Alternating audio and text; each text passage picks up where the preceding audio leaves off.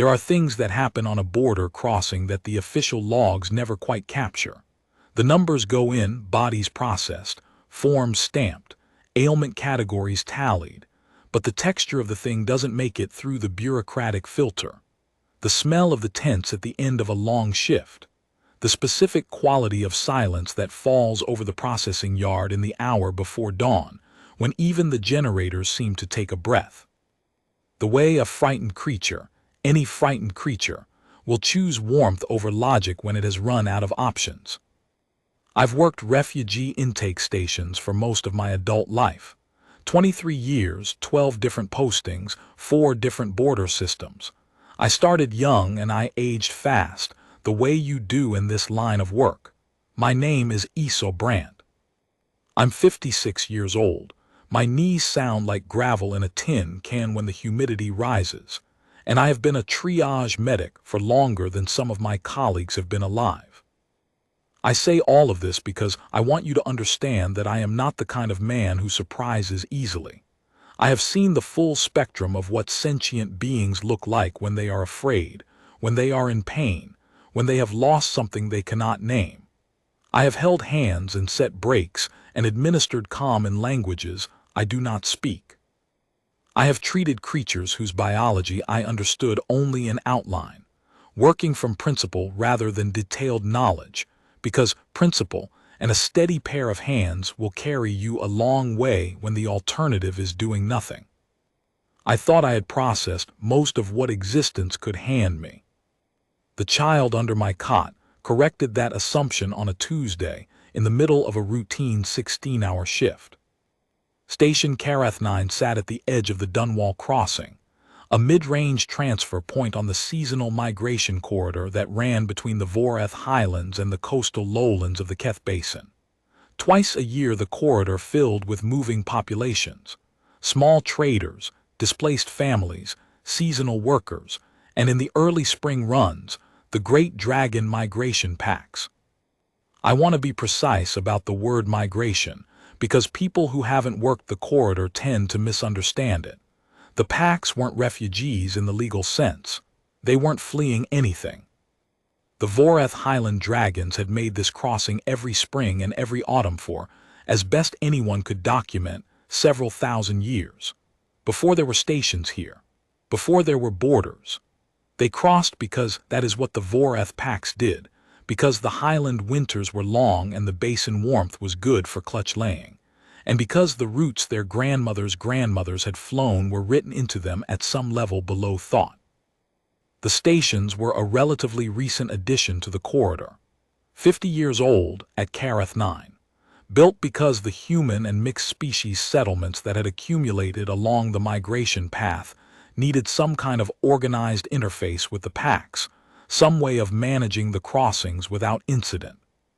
There had been incidents before the stations. Before the stations, when a pack needed to move and a settlement was in the way, the results were rarely good for either side. What the stations offered was not, at its root, hospitality, it was predictability. A place where the terms of passage were agreed in advance, where the paperwork existed to protect both sides, where a problem could be handled without escalating into something worse. I held no illusions about the stations being beloved.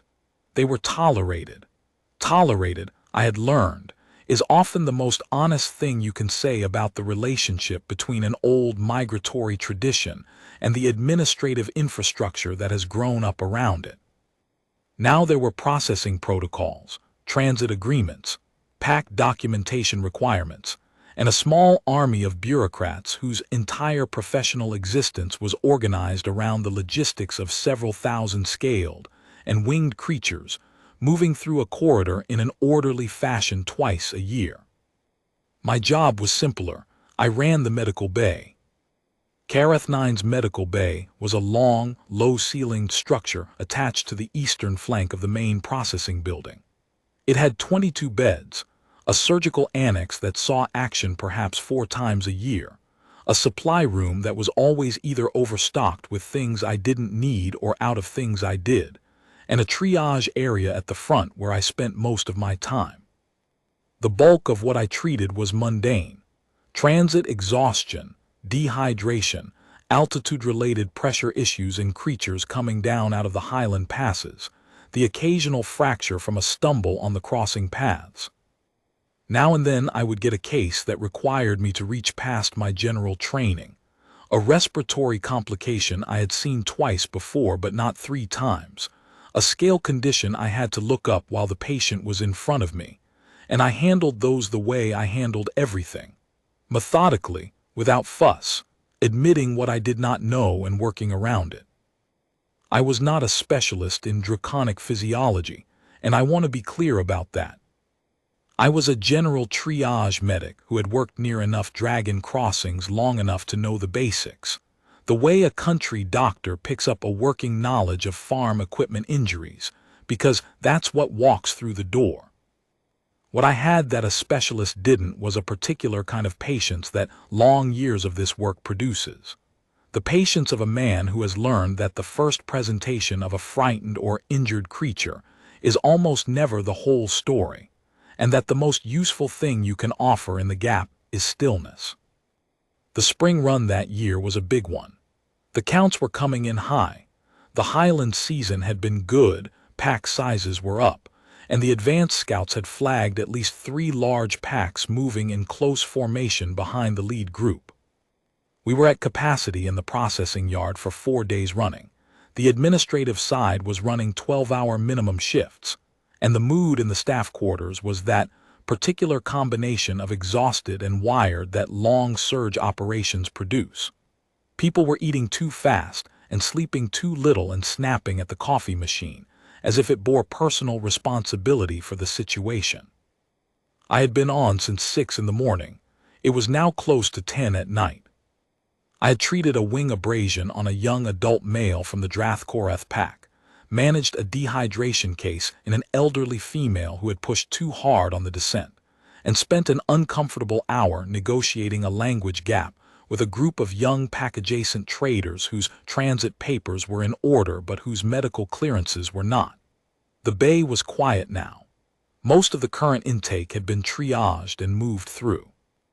I had 2 patients resting in the back, neither critical, both stable, and I had come into the small supply closet adjacent to the triage desk to sit down for 10 minutes and eat the meal I had missed at noon. The supply closet was, by any objective measure, not a pleasant room. It was perhaps 4 meters by 3, lit by a ceiling panel that I had replaced twice, and which still produced a slightly greenish cast to everything, stacked with shelving on 2 walls holding the organized surplus stock I rotated out of the main bay cabinet. It smelled of antiseptic and aluminum packaging, and the old portable warming unit that occupied the corner nearest the cot, and which I had been meaning to replace for longer than I cared to admit. In winter, it was the warmest room in the bay. In spring, it was merely warm. I had developed an odd affection for it over the years, the way you develop an affection for rooms that have held you through a lot of difficult hours. I was eating a bowl of reheated grain broth and reading nothing in particular on my handheld when I heard it. Not a sound exactly, more of a displacement of air, a quality of stillness that changed. I have learned over the years to pay attention to that. The absence of expected ambient noise is often more informative than noise itself. When a room shifts from neutral quiet to occupied quiet, there is a register change that the body picks up before the mind has named it. I set the bowl down, slowly, and waited. Nothing. Then a very small, very controlled breath, the kind a creature takes when it is trying very hard not to breathe at all. It was coming from under my cot. I kept a cot in the supply closet, standard practice at a posting like this, where overnight shifts were common, and the staff quarters were a 5-minute walk that might as well be 5 miles at 2 in the morning. I had slept on it perhaps 100 times. I had never previously shared it with anything. I didn't move quickly. I crouched down slowly and looked. The space under the cot was not large. It held a supply box, a folded spare blanket, and the emergency kit I kept separate from the main bay stock for reasons that dated back to a posting 8 years ago where the main bay stock had walked out the door during a security incident. There was perhaps 30 centimeters of clearance between the cot frame and the floor. In that 30 centimeters, pressed against the far wall with the supply box between us, was a dragon child. I am going to try to describe her accurately, because the way she looked in that moment is something I have carried with me ever since, and I want to do it justice rather than let it blur into something generic and sentimental. She was small. Not hatchling small, she was well past the hatchling stage, old enough to have her full secondary wing membranes, old enough that her scale coloration had moved past the undifferentiated gray-brown of infancy into something more particular. The scales along her spine and the crown of her head were a deep dusty amber, the color of late-season highland grass. Her underbelly scales were paler, almost cream, and they caught the light from the gap under the closet door and gave off a faint warm luminescence the way young dragon scales do before they fully harden. Her eyes were open wide, fixed on me, and they were the color of dark copper. Her tail was wrapped tight around her body, the tip tucked under her chin. Her wings were folded down as flat as she could make them, pressed against her sides with the deliberate compression of a creature making itself as small as possible. She was, by any measure, about the size of a large dog in terms of her curled body, but the folded wings added a dimension that the description doesn't quite capture. She was shaking. Not violently, not the shaking of a creature in physical distress. The fine, sustained, controlled shaking of something that has been frightened for a long time and is trying very hard to hold itself together. I had seen it in humans. I had seen it in other species. I recognized it with the particular recognition that comes not from a textbook, but from having sat near it enough times to know the shape of it. I stayed crouched. I didn't reach toward her. I put my hands flat on the floor, palms up, which is a posture I had seen pack handlers use and which I understood to be roughly equivalent to opened hands in human body language, empty, no intent to grab. It is a learned thing, not an instinctive one, but after enough years it becomes instinctive by repetition. She watched me, she didn't move. "All right," I said quietly in standard corridor, which is the trade language the crossing stations use and which most pack-adjacent dragon children pick up early. "You're all right." Nothing in her posture changed, but she didn't move away. "I'm going to stay right here," I said. "I'm not going to touch you. You can stay there as long as you need." I meant it as something to say, the kind of reassurance you offer because the alternative is silence, and silence sometimes makes frightened things worse. I did not particularly expect her to stay. She stayed. I sat on the floor of the supply closet for approximately 40 minutes that night. At some point, I retrieved my grain broth from where I'd set it and finished it cold, because I am practical about food when I can be. I did not try to coax her out. I did not try to examine her. I asked once in a careful, low voice whether she was hurt, using the simple 3-syllable Voreth dialect query that pack handlers used, which I had picked up imperfectly but functionally, and she made a very small sound that I interpreted as negative. At some point in the second half of that 40 minutes she stopped shaking. I noticed when it happened the way you notice when a sound you have been hearing stops.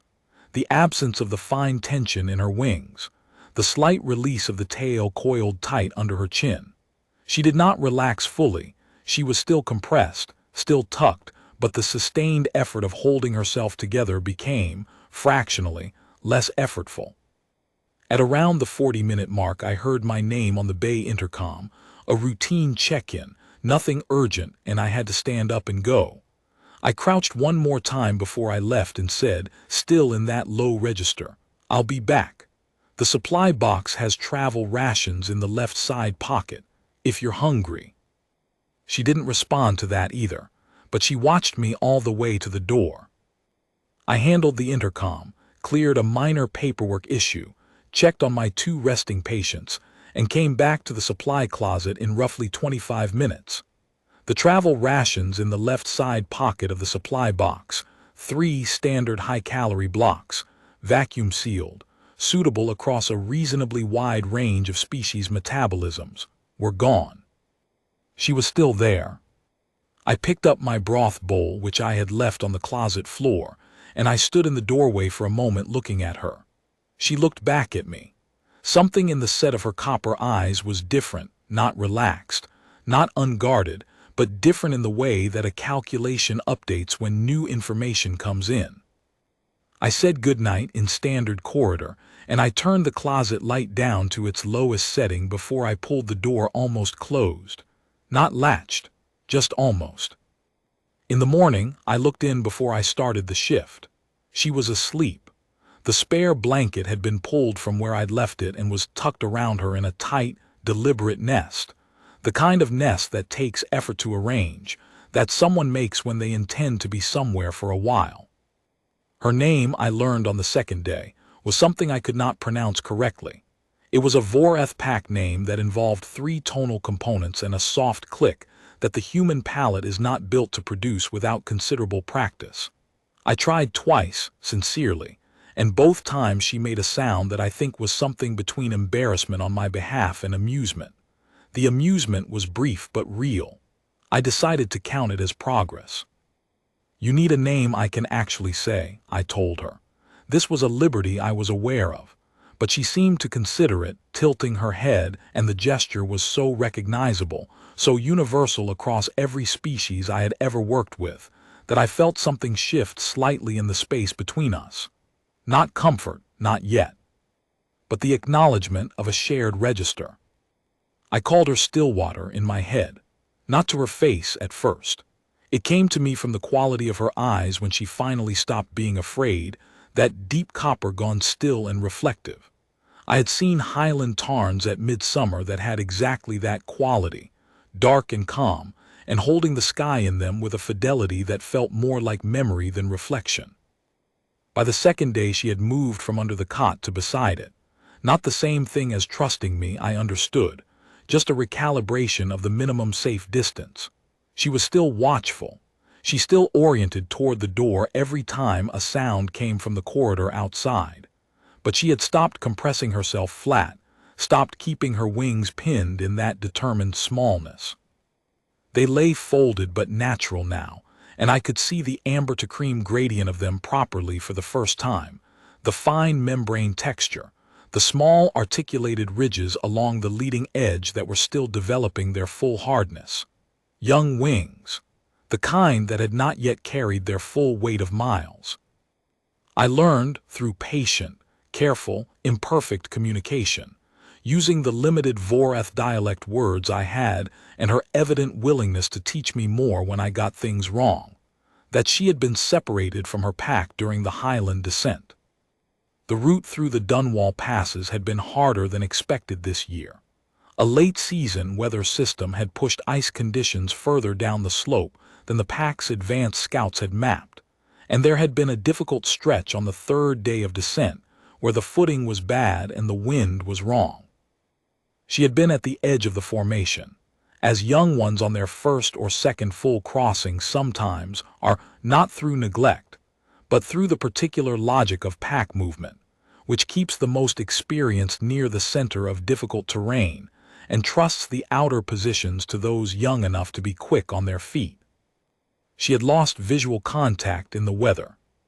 She had held course as best she could, following the slope and the wind angle and the smell of the pack ahead, and then the wind had shifted, and she had lost the smell, and by the time the weather cleared she was on a different spur of the descent path, looking down at a valley she did not recognize from the wrong side.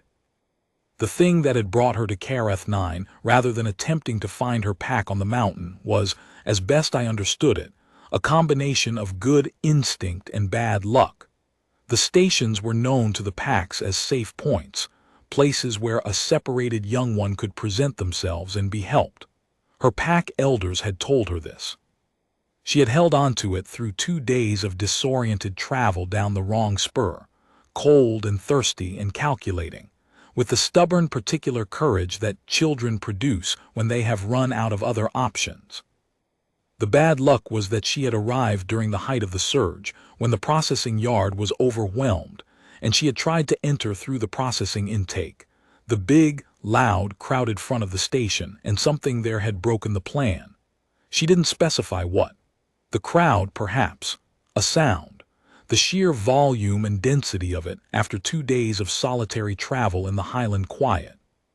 She had lost her nerve, or more accurately, her nerve had done the sensible thing and redirected her towards survival rather than the intake queue. She had run. She had found a gap in the intake building's eastern wall that maintenance had been meaning to address for 2 seasons. She had followed the smell, and here she paused, and looked at me with something I could only read as tentative explanation of something warm. Something that smelled, she communicated in Vorath color language, like the inside of a den. I looked around the supply closet, at the stacks of bandage rolls and antiseptic sachets, and the ancient portable warming unit that I ran in winter and apparently, without knowing it, also in early spring. "That's fair," I said.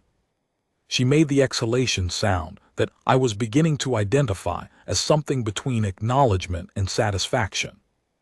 It was a small sound, but it had shape to it, and I paid attention to its shape the way I paid attention to all the sounds a patient makes, not for what they said, but for what they told you about the patient's state. By the second afternoon, I had started to have a problem. Callum had noticed the travel rations consumption anomaly. He was not a suspicious person by nature, but he was thorough about supply inventory, a quality I normally valued without reservation. And he had mentioned, in a neutral, wondering tone, that the highland formula young species rations seemed to be going faster than he could account for from the declared patient load.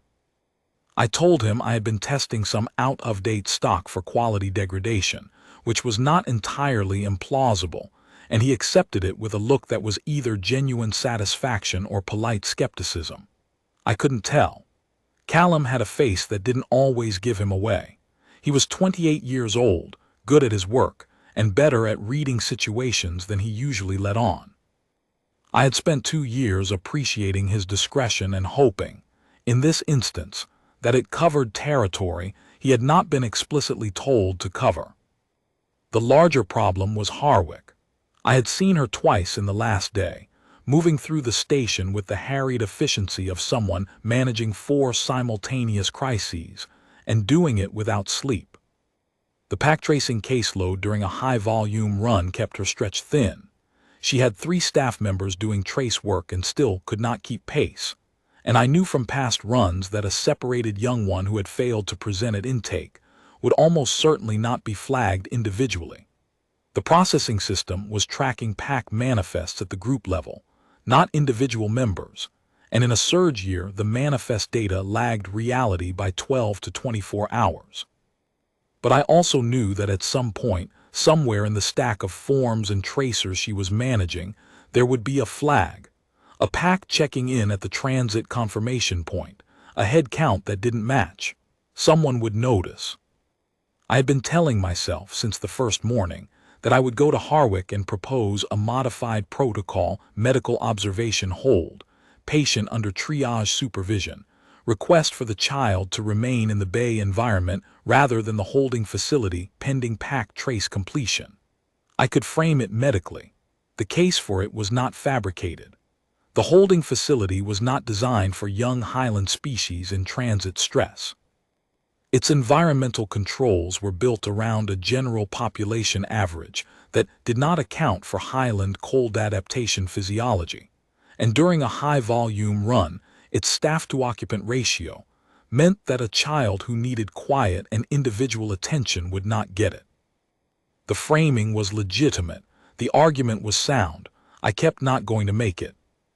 I was sitting with this problem, and with a cup of cold tea, on the evening of the second day when Stillwater did something I hadn't expected.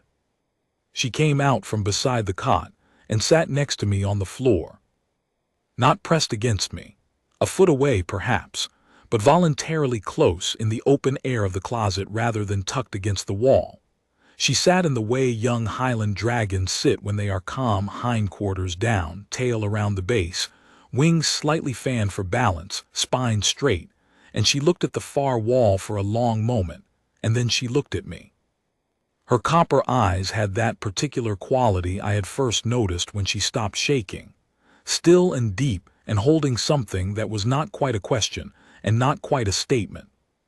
She said, in a voice that was surprisingly clear and surprisingly formal for a child who had seemed so young in her fear, the phrase in Vorath dialect that I knew means something close to, "I see you." It's not precisely a thank you. It doesn't translate well. The closest I can come is, I'm aware of you as a thing that has a presence worth acknowledging. It sounds flat in standard corridor.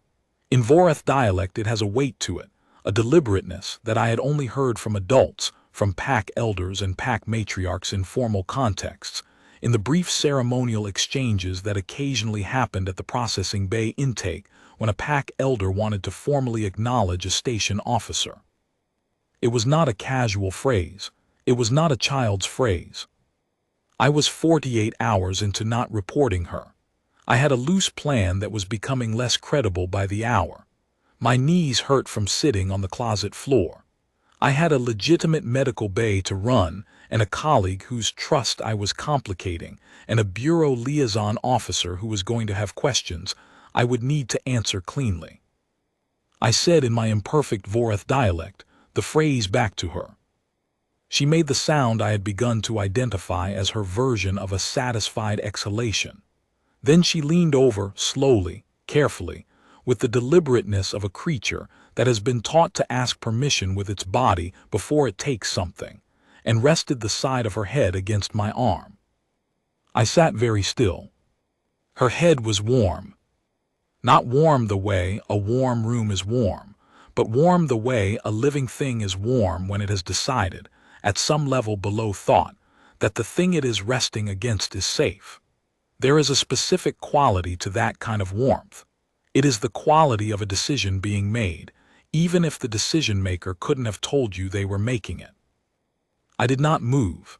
I held my tea, which had been cold for an hour, and I sat there, and I thought about what I was going to say to Harwick in the morning. The third day was the one that mattered. I had made a decision, sometime in the small hours of the night before. I was going to go to Harwick before the shift rush, and I was going to explain the situation and ask for the modified protocol. Clean and direct. The longer I waited, the worse the accounting would be, and I was not a man who improved his situation by avoiding the accounting. I had made the decision in the dark, feeling solid about it, with the clarity that sometimes comes in the hours before sleep. At 7 in the morning, approximately 40 minutes before Harwick's office opened, the processing yard outside went quiet in a way that was different from the ordinary pre-shift quiet.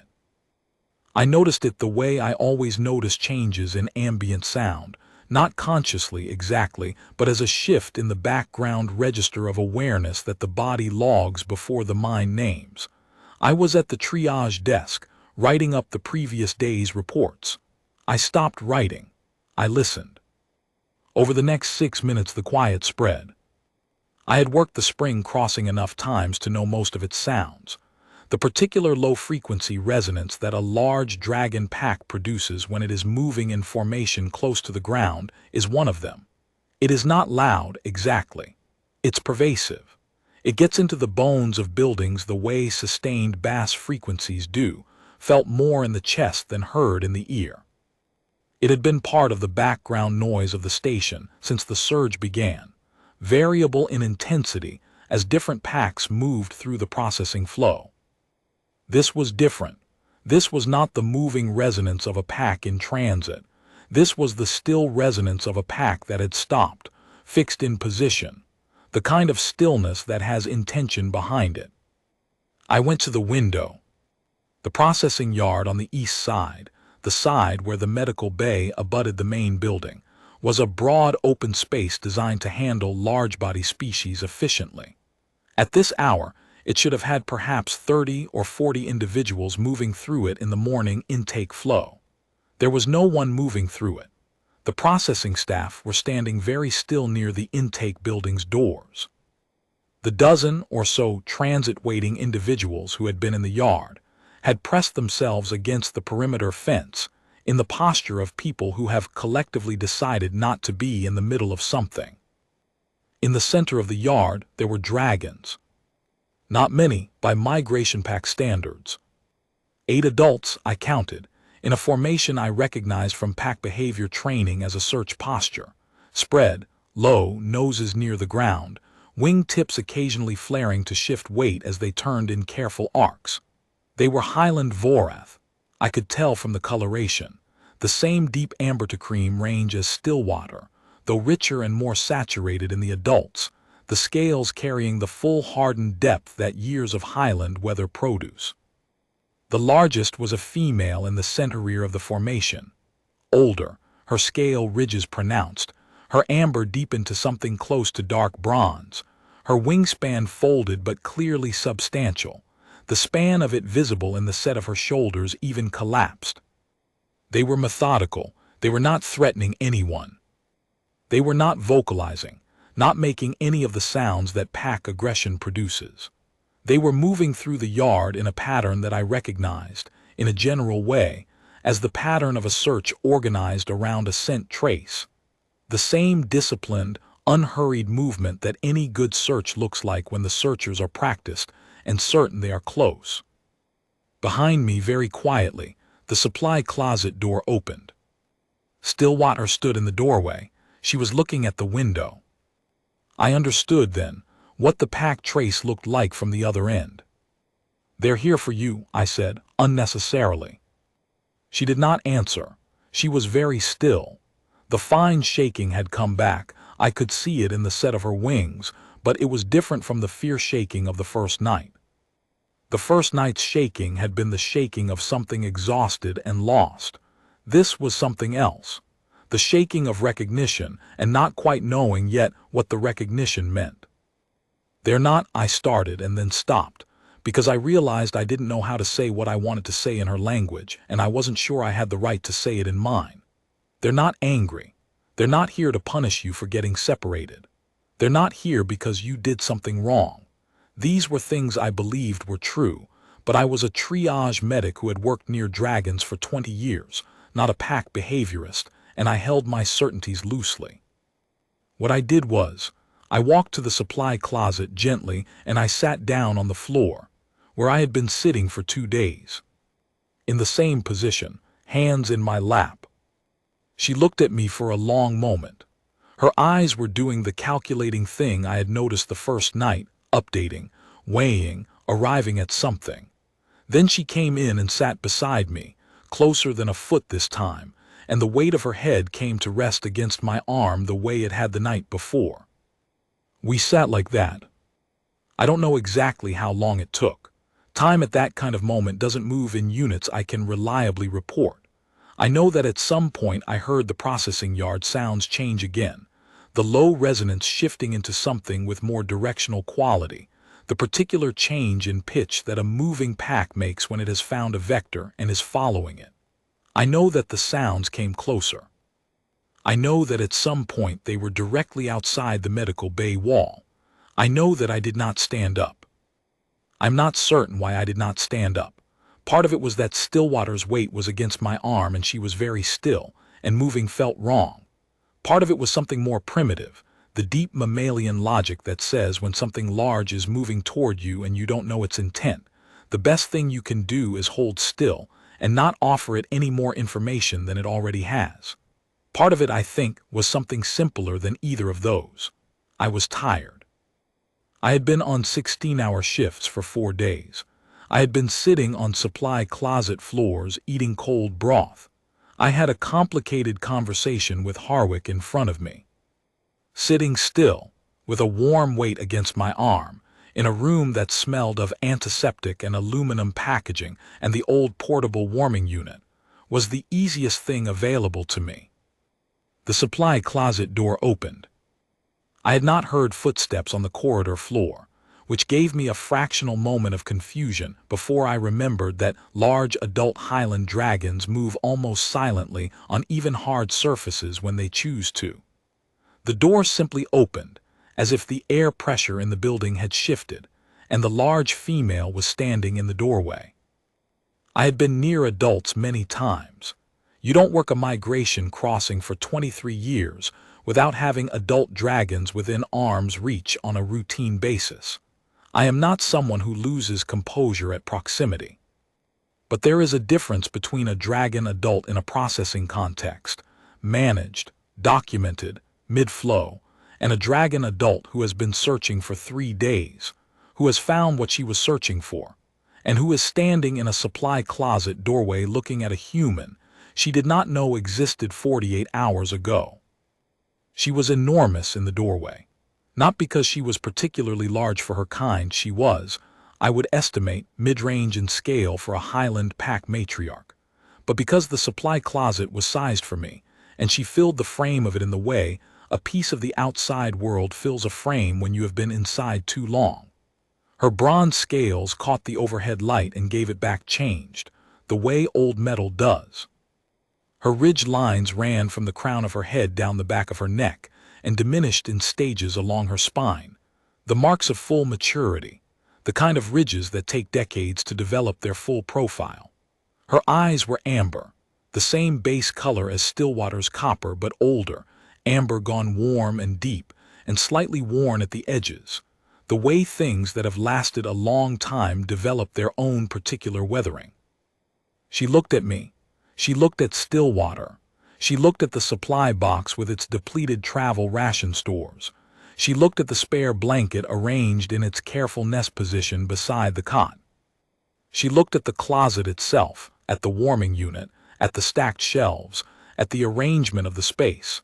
And I had the impression of someone reading a room the way you read a room when you need to understand what happened in it. Then she looked at me again. I met her eyes.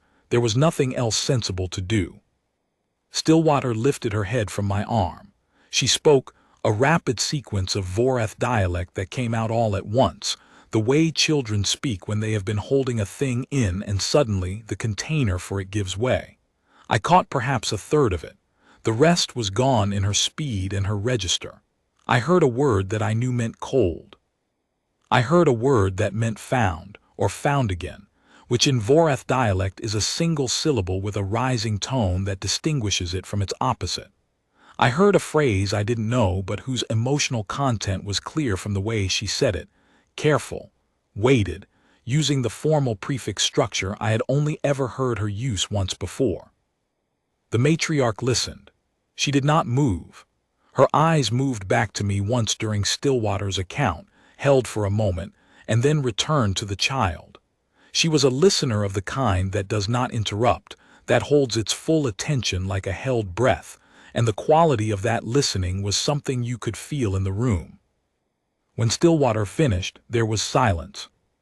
The matriarch lowered her head. Not fully, not to the ground, but deliberately, the way adults lower their heads to children when they are communicating at the child's level, rather than requiring the child to come up to theirs. She spoke, and her voice was exactly the register I expected from an elder. Low, measured, carrying the kind of weight that comes not from volume but from frequency.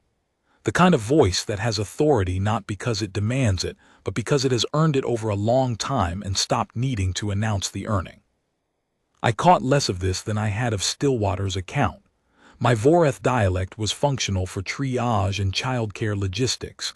It was not up to the grammar of a matriarch's formal speech. I understood, or believed I understood, a question, something asked of Stillwater. Something about the human, something that used the same careful formal prefix that Stillwater had used in her account. Stillwater's answer was immediate, single syllable, rising tone. Found again. The matriarch was quiet for a moment, then she looked at me. You kept her, she said. In standard corridor, unaccented, the kind of fluency that comes from long practice, from decades of doing the thing that required it. I had not expected standard corridor. I had been running my Voreth dialect vocabulary in my head, sorting through what I might need. She needed somewhere to be, I said. The matriarch considered this. She looked at Stillwater again, and Stillwater was looking at her with that same combination of formal stillness and barely contained relief that I had seen in the child since the moment the pack arrived in the yard. The relief of something that has been held very carefully finally being allowed to put itself down. She was afraid, the matriarch said, when she came to the station. Yes. She did not go to the intake. No, the crowd was too much. I think she was overwhelmed. She'd been alone for 2 days in the highland cold and then walked into the height of the surge.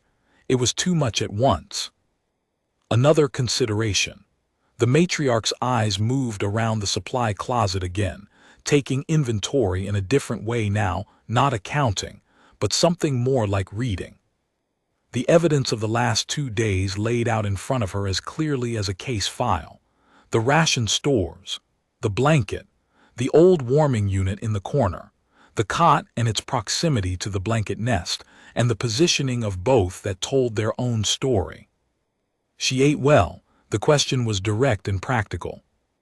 Highland formula, appropriate age range. I checked the species specification. She is not injured. No, some transit stress.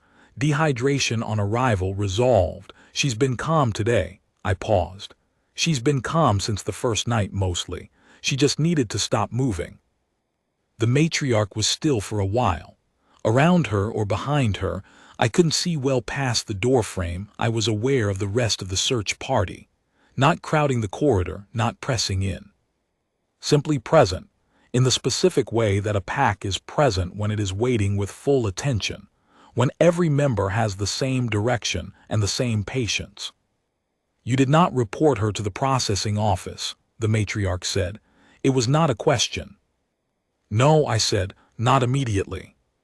Why? I thought about how to answer that. The honest answer was complicated, part professional judgment, part the sight of something shaking that I knew how to stop, part the knowledge of what the holding facility was like during a high run. I went with the simplest version. The holding facility isn't the right place for a young highland species in transit stress during a surge run. It's too loud and too crowded, and the staff don't have the time for individual attention. She needed quiet. I looked at the closet. This was quiet. The matriarch looked at the closet, at the warming unit, at the cot, at the blanket nest. Then she asked the question. She asked it in Voreth dialect, not standard corridor. Formally, with the prefix structure I recognized as reserved for questions of obligation or debt, a grammatical weight marker, a signal to the listener that what follows is not ordinary conversation, but something that requires the full register of attention. I knew what I was hearing even if I could not translate it in full. She was asking Stillwater a formal question, with formal weight, and the weight of it was about me. Stillwater answered, and this time her voice was slow and deliberate, the way a child speaks when it knows the answer matters, and has decided to make the answering matter as much as the answer. She used words I didn't know, and a tonal register I had not heard from her before, older than her ordinary speech, more carefully shaped, with the formal prefix used not once but twice, bracketing what she said in a way that carried structural emphasis I couldn't translate but could feel. The matriarch listened. Something in her expression shifted, not softened exactly, opened. The difference between a door that is closed and a door that is unlocked and not yet moved. She looked at me. She says, the matriarch said, in standard corridor, that when she asked you not to let them find her, she meant the men with the papers. I felt something move through my chest, not surprise exactly. The pieces of it had been there, but something settling into place, the way a picture completes when the last piece goes in. The holding facility, I said. She'd seen it or heard about it.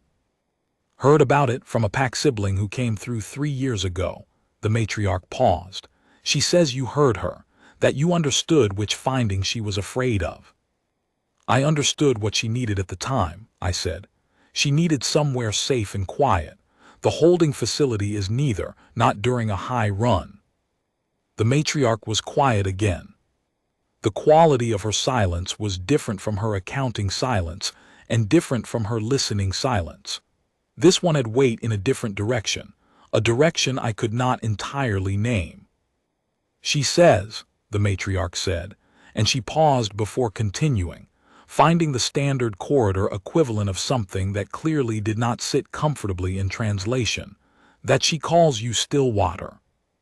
I went very still. Stillwater beside me made the satisfied exhalation sound, the one I had come to know over 2 days. I had called her Stillwater in my head. I had never said it aloud, not once. I had been careful about that, careful, in the way you are careful with things you don't want to make too real, too much yours, when you already know the shape of the ending. The name had stayed in my head private, which is where I had meant it to stay. She didn't hear me say that, I said. I never said it out loud. The matriarch's expression was entirely unreadable. No, she agreed. A silence. The pack uses color language, the matriarch said. Sound, smell, the color of a voice, not the words. She would have heard it in how you spoke to her. The shade of the name you were carrying in your voice when you addressed her. The pack reads those things the way you read the words. I had no answer for that. I had nothing in my training or my 23 years that covered this particular territory. There's a thing that Highland dragon packs do at the end of a formal accounting, and I knew about it only theoretically, from the dry paragraph in the corridor orientation materials that covered pack protocols. The paragraph described it as a recognition gesture, a naming of debt, a formal acknowledgement that the pack extends to someone outside the pack who has done something the pack counts as mattering. It was 2 sentences in the orientation materials. The kind of thing you read in training, and then file away as context, rather than as information you will ever need directly. The matriarch stepped back from the doorway. Stillwater stood up, the formal, careful posture of a young dragon in pack ceremony, which I had not seen her use before but recognized immediately as distinct from everything else I had seen from her. Her spine straight, her wings at a specific angle, her tail grounded but loose, her copper eyes steady and directed. She said a phrase I had never heard before. A long phrase, carefully shaped, with the formal prefix structure at the beginning and end, and between them something whose tonal range was broader than anything she had produced in 2 days of careful, limited communication. She said it once clearly at the pace of something recited, not from rote, but from the particular care you take with words that matter. The matriarch did not translate it immediately. She looked at me for a moment, and I had the impression, for the first time, of something warm in that consideration, not warmth of feeling, exactly, but the warmth of recognition. One party to a thing recognizing the other party to it. She is giving you a word to carry, the matriarch said. It does not have a standard corridor equivalent. The closest I can manage is the one who knew the difference between the finding that is rescue and the finding that is merely processing. I am 56 years old. I have been a triage medic for 23 years. I have worked 12 postings, 4 border systems, more high-volume runs than I have counted. I have held hands and set brakes and administered calm in languages I do not speak. I have been thanked in various forms, more times than I can recall. I had never before been given a word in someone else's language to carry. I did not trust myself to speak for a moment. I looked at Stillwater, who was looking at me with those copper eyes that had gone still and deep and reflective in the particular way I now recognized as her version of full attention. The thing I had seen in the Highland tarns and named before I understood where I was naming it from. When I did speak, I said, "Tell her she was easy to look after. Tell her she kept the blanket tidy." The matriarch was still for a fraction of a second. Then she made a sound, low, very brief. A single note that I could not entirely classify but which had in it something that felt very much like its own kind of recognition. One adult registering another. Stillwater made the exhalation sound. Satisfied, final, the shape of something completed. They were gone in 20 minutes. The processing yard outside cleared slowly, the ambient sound of the station returning in stages, the processing staff returning to their stations, the transit-waiting individuals moving back into their ordinary positions, the generators resuming their background note. I stood at the bay window for a few minutes and watched the yard return to itself. Callum appeared at the medical bay door shortly after, with an expression that suggested he had witnessed most of the yard sequence and had been standing somewhere with a direct line of sight. He looked at me. I looked at him. "Supply inventory," he said. "I'll put in a restock requisition," I said. He nodded once. "I'll mark the Highland formula as operational use." He paused, which it was. I appreciated him more in that moment than I had said out loud in 2 years of working beside him. Harwick arrived at the bay shortly after that. She was brisk, thorough, and had clearly been watching from the processing building window long enough to know the broad outline. She asked me, in a tone that was professionally neutral but not without an edge, whether I had been aware of the separated young one's presence on station. I told her yes, from the night of day one. She wrote something on her form. She asked why I had not reported it through standard channels. I told her that the child had presented in a state of significant transit stress, that the holding facility would have been contraindicated medically for a species in that condition during a high-volume run, and that I had been monitoring the situation and preparing a request for modified protocol when the pack located her independently. Harwick wrote something else on her form. She looked at it for a moment, and then she looked at me. "The pack matriarch," she said. "A Drathvorath designation, senior line. Do you know who that is?" I said that I did not. "She's the second longest-serving Highland matriarch on the crossing record," Harwick said. "The pack she leads is one of the 3 largest in the Spring Corridor. Their cooperation with the transit protocol is significant in terms of how the whole crossing functions. They set the tone for the other large packs." A pause that had a specific quality to it, the pause of someone whose mental model of a situation is adjusting. "She apparently requested, before she left the yard, that your name be added to the pack's acknowledged persons register." I looked at Harwick. "I don't know what that means in operational terms," Harwick said, with the tone of someone who was still working out what it meant in operational terms. "But I'm told it has not happened before at Kareth 9. She wrote a third thing on her form, and then she closed the form, and she stood there for a moment with the closed form in her hands. She looked at the supply closet door. She looked at me. "Next time," she said, "come to me first." "Yes," I said. She left. I did not think she was entirely wrong. The spring run wound down over the following week. The counts came in, the pack manifests cleared, the processing yard thinned from organized chaos to manageable flow to the quiet aftermath that always felt slightly unreal after the surge. Too much space, too little noise, the particular stillness of a station that has been running at full stretch and suddenly isn't. I treated a sprained wing joint, a mild respiratory irritant case, and 2 separate transit exhaustion presentations. Callum restocked the Highland formula and made no further comment on it. The season summary wrote itself, as season summaries do when you have kept good daily notes. I wrote up the case, separated young, Highland Vorath migration pack, observation period 2 days, no treatment required beyond nutritional support and environmental accommodation, reunited with pack, matriarch notified, and filed it under triage observation, which was technically accurate and operationally sufficient, and left out everything that the official log was not equipped to hold. On the last day of the official crossing window, I was at the triage desk, finishing the season summary, when I found a thing on the desk that had not been there when I sat down. It was a scale. A single scale, roughly the size of my palm, the deep dusty amber I knew.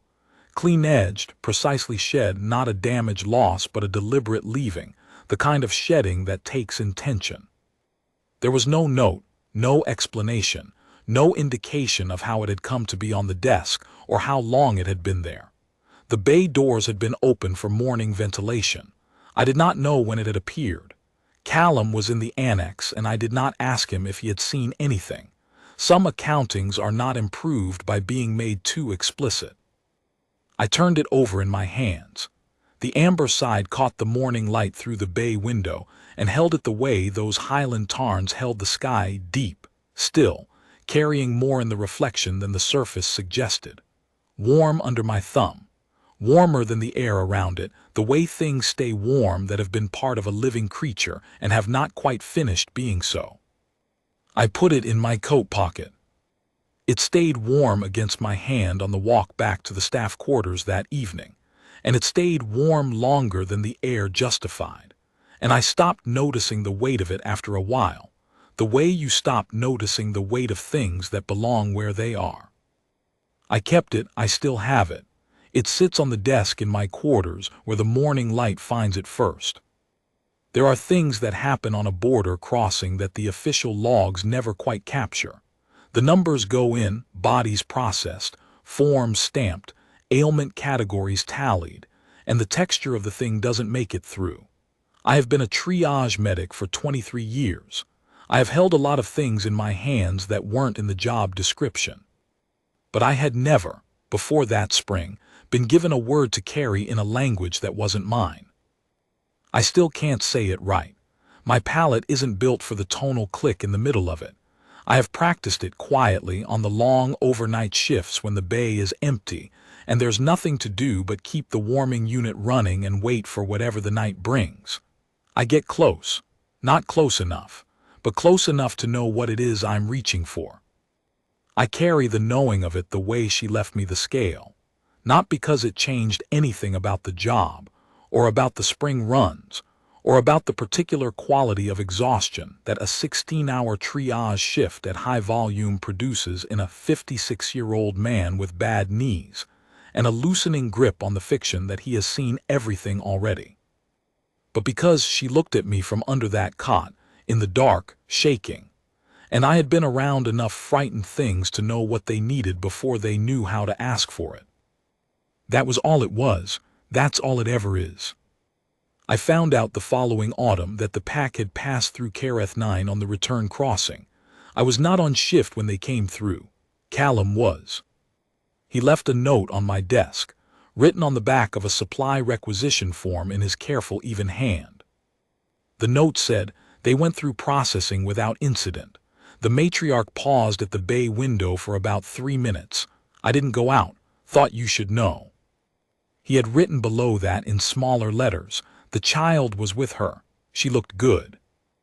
I read the note twice, and then I folded it and put it with the scale. Some mornings I take them both out and put them on the desk where the light finds them, and I have my tea, and I think about the difference between the finding that is rescue and the finding that is merely processing, and what it costs to know the difference, and what it is worth. It is worth quite a lot, I have decided. It is worth quite a lot.